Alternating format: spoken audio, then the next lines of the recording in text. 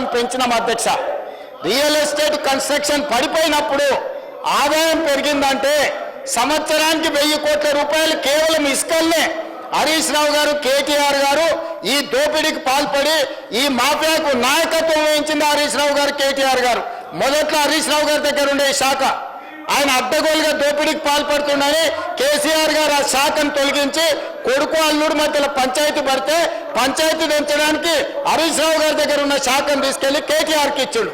కేటీఆర్ దోసుకోవడానికి అవకాశం ఇచ్చాడు. అందుకే అధ్యక్ష ఈరోజు ఒక్కటే మాట నేను చెప్పదలుచుకున్నా.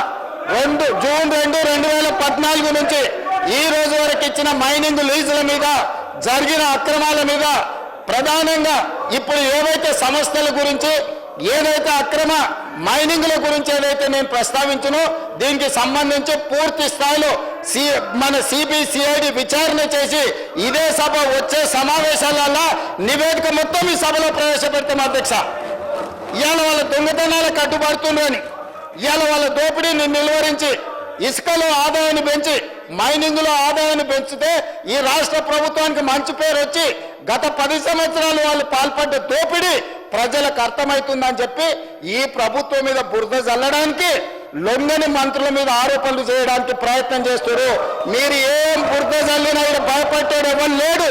ఇవాళ మీరు మాట్లాడుతున్న ఈ నోటీస్ మేమిచ్చింది, ఆదాయం మేం రాబట్టింది, మీరేం కనిపెట్టలే, మీరేం ఫిర్యాదు చేయలే.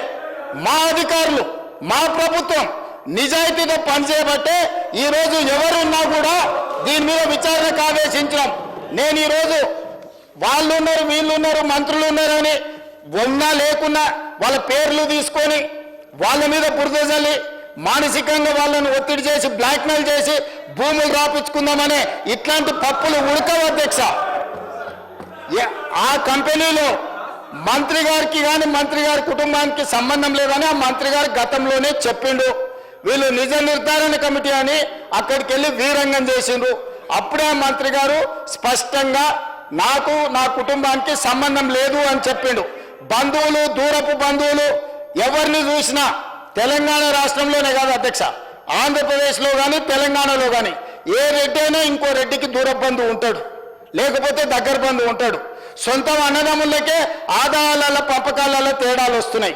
అంతెందుకు అధ్యక్ష, కల్వకుంట్ల తారక రామారావు గారు, కల్వకుంట్ల కవితారావు గారు, వీళ్ళిద్దరు కల్వకుంట్ల చంద్రశేఖరరావు గారు పిల్లలే కదా అధ్యక్ష. ఆదాయ పంపకాలలో తేడాలు వస్తే సొంత చెల్లినే ఇంట్లో నుంచి మెడలు వాటి బయటకు నెట్టించారు.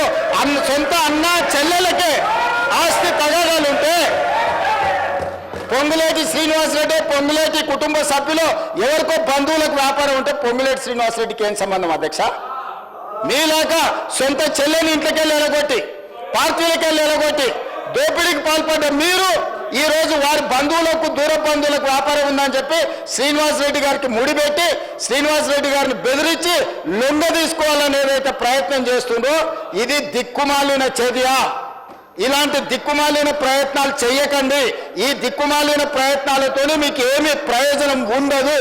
కాబట్టి నిక్కచ్చిగా ఈ ఇసుక మాఫియాలో కానీ లీజుల మాఫియాలో కానీ గతంలో ఫైన్లు, పెనాల్టీలు వేసి వాటిని తగ్గించి వాళ్ళని పార్టీలోకి చేర్చుకొని తిరిగి మళ్ళీ తొలగించాలని చేసిన ప్రయత్నాలన్నిటిని కూడా ఈ విచారణ ద్వారా నిగ్గు తేలుస్తాం, ఒక్కరొక్కరి సంగతి చూస్తామని చెప్పి తమ ద్వారా తెలియజేయదలుచుకున్న అధ్యక్ష.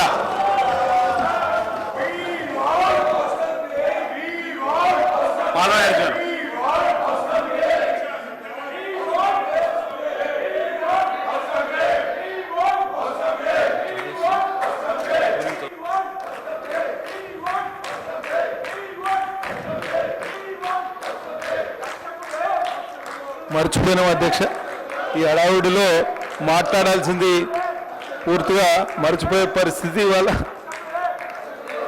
హౌసింగ్ కేటాయింపులు అధ్యక్ష 7,220 కోట్లు కేటాయించారు. దయచేసి గౌరవ ముఖ్యమంత్రి గారు చాలా స్పష్టంగా విచారణకు ఆదేశించినారు.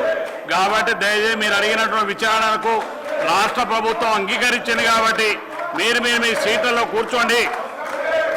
ముఖ్యమంత్రి గారు, రాష్ట్ర ప్రభుత్వం హరీష్ రావు గారు అడిగినటువంటి విచారణను ఆ విచారణకు ఆదేశించినారు. కాబట్టి దయచేసి కూర్చోండి.